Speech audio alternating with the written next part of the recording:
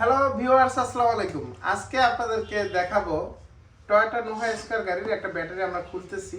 তো এটা সার্ভিসিং করব। তো পুরো ভিডিওটা আপনারা মনোযোগ সহকারে দেখবেন।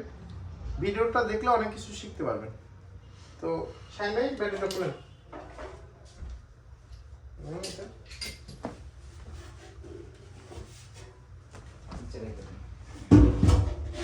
প্রত্যেকটা ব্যাটারির এক একটা সেল থাকে। সেলের এক পাশে থাকে নেগেটিভ এবং এক পাশে থাকে পজিটিভ। দুইটা ব্লক মিলে আপনার একটা মডিউল হয়, মানে দুইটা সেল মিলে একটা ব্লক হয়। তো যেহেতু এটা 28 সেলের একটা ব্যাটারি, যেহেতু আপনার নোভা স্কয়ার গাড়ি, তারপর পিয়াজ গাড়িগুলা আপনার 28 সেলের হয়, 1800 সিসির, সেই ক্ষেত্রে এটার মধ্যে আরেকটা সেল আছে। তো আমরা এই পাশে যে 8 নাম্বার নাটগুলো আছে এগুলো খুলতেছি।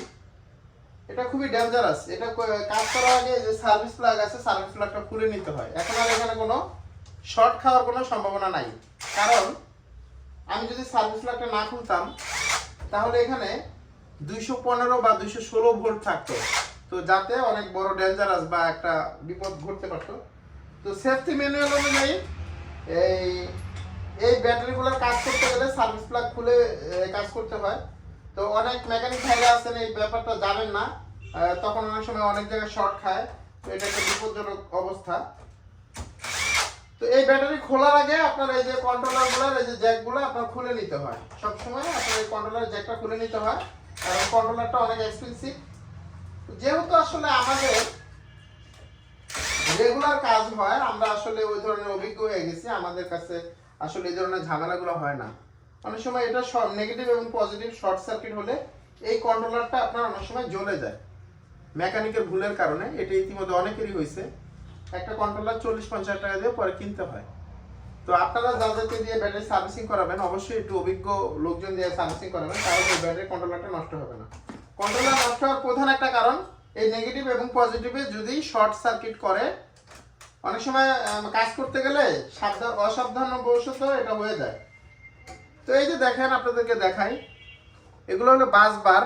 এগুলো আপনার তামার থাকে বা পিতলের থাকে, এগুলো ময়লা পড়ে যায়। তো এই ময়লাগুলো পরিষ্কার করতে হয়। এই দুইটা দিয়ে নেগেটিভ এবং পজিটিভকে এক করা হয়, সিরিজ লাইন করা হয়।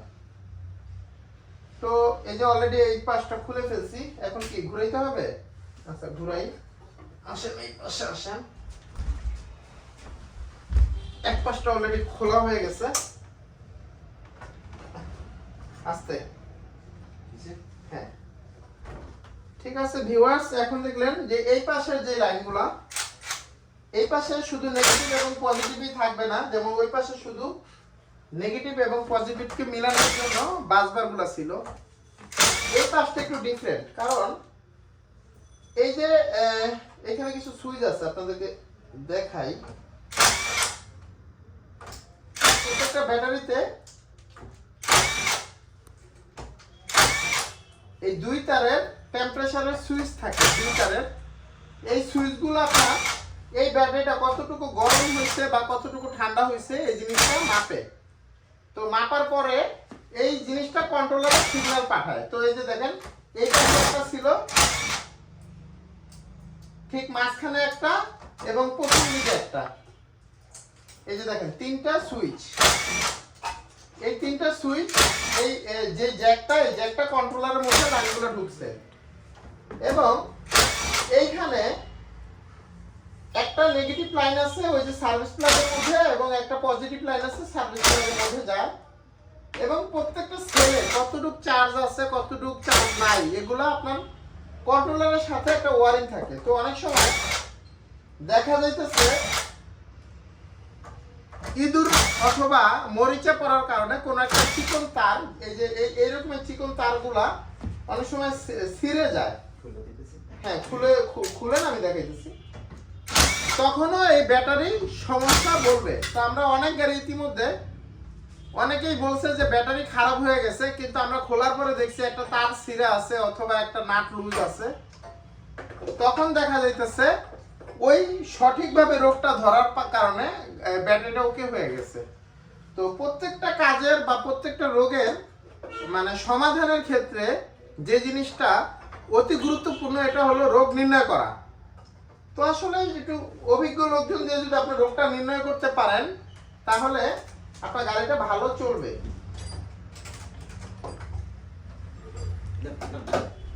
এই খুলছে একটা, আপনার কন্ট্রোলার যে একটা খুলেন।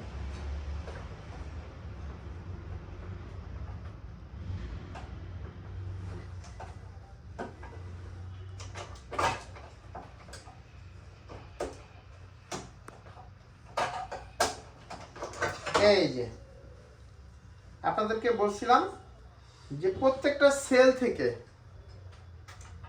এই যে দেখেন একটা নেগেটিভ, একটা পজিটিভ, একটা নেগেটিভ, একটা পজিটিভ, একটা নেগেটিভ, একটা পজিটিভ, একটা নেগেটিভ, একটা পজিটিভ, একটা নেগেটিভ, একটা পজিটিভ, একটা নেগেটিভ, একটা পজিটিভ, একটা নেগেটিভ, একটা পজিটিভ। প্রত্যেকটা সেল থেকে মানে নেগেটিভ এবং পজিটিভ থেকে এই যে জ্যাকটা সরাসরি কন্ট্রোলারের মধ্যে ঢুকছে। এই কন্ট্রোলার জানতে পারে যে এই ব্যাটারিগুলোর মধ্যে কি পরিমাণ চার্জ আছে, কি পরিমাণ চার্জ নাই, এবং একে কিভাবে ব্যালেন্স করে রাখা যায়। তো এই জিনিসগুলো কন্ট্রোলার জেনে সে মাস্টার কন্ট্রোলারকে যখন ডিরেকশনটা পাঠায় তখন গাড়িটা রান করে। কখন এই ব্যাটারি চার্জ হতে হবে, কখন ইঞ্জিন বন্ধ হতে হবে, কখন ব্রেক করলে চার্জ হবে, সবকিছু নির্ণয় করে এই কন্ট্রোলারটা। তো অলরেডি খোলা হয়ে গেছে, এইটা খোলা হয়ে গেছে। তো এখানে ময়লা পড়ে গেলে এই যে দেখেন এখানে যদি ময়লা পড়ে যায় তাহলে আপনার চার্জ কম দিবে এবং ব্যাটারির সমস্যা দেখা দিবে। আমরা সাধারণত গাড়ি কেনার পর থেকে শোরুম থেকে নেওয়ার পরে, যেহেতু আমাদের দেশে সবাই পুরাতন গাড়ি কেনে, 2018 সালের গাড়ি এখন শোরুমে বিক্রি হইতেছে, তাও এটা 5 বছরের পুরনো।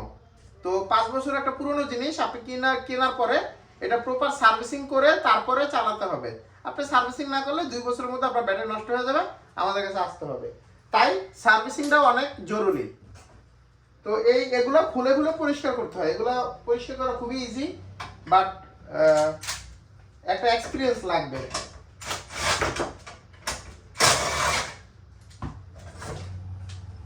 এই ব্যাটারির সবকিছু মানে খোলা হয়ে গেছে, এখন এগুলো আমরা পরিষ্কার করব।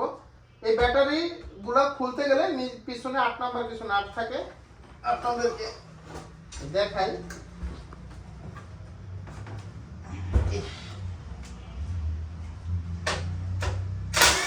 একটা কভার খুলতে হয়, এটা বডির সাথে থাকে। তো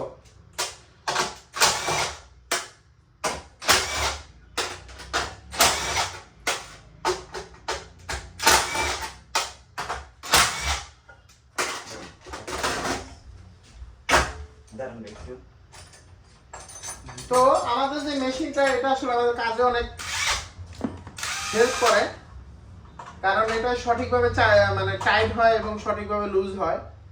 তো এটা বেশিক্ষণ টাইট দিলে অনেক সময় ব্যাটারি টার্মিনালগুলো ভেঙে যেতে পারে।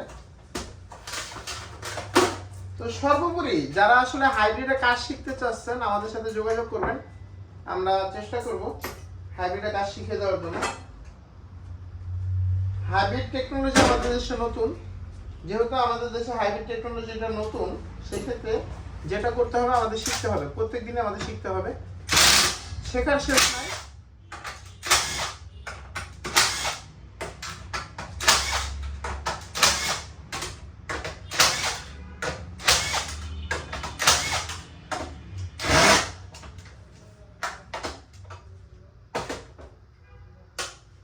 আমরা যে কাজটা করি আমরা প্রত্যেকটা কাজে একটা গ্যারান্টি দিয়ে থাকি। তো আপনাদের যদি কারো কোনো সার্ভিস দরকার থাকে হাইব্রিড ব্যাটারি রিলেটেড, আমাদের প্রচুর ভিডিও দেওয়া আছে আমাদের পেজে এবং আমাদের ইউটিউব চ্যানেলে।